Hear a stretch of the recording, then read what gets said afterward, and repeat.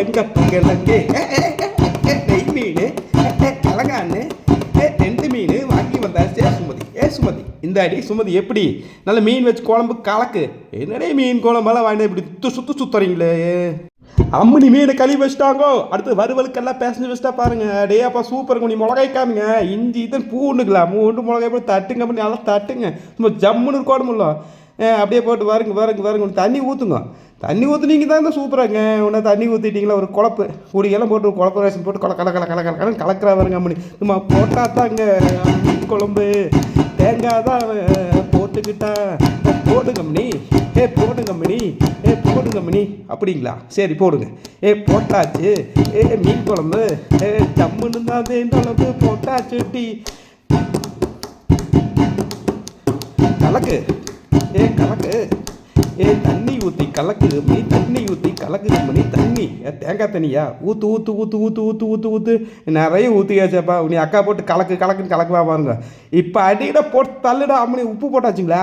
சரி மியூசிக் தட்டுங்கோ. கலக்கு கலக்கு கலக்கு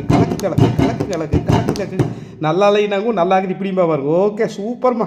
அப்படியே மீன் குழம்பு ரெடி ஆயாச்சு. சூப்பர் பீஸா எடுத்து காமிக்கிறா பாருங்க. பட்டாளுங்க வருவலா போடுகம்னி என்னம்மா 2 பீஸா நிறைய 4-5 போட்டிங்கன்னா தான் நல்லா இருக்குது சாப்பிட்றதுக்கு. லைனாக வைங்க சும்மா சூப்பராக இருக்கணுங்கோ.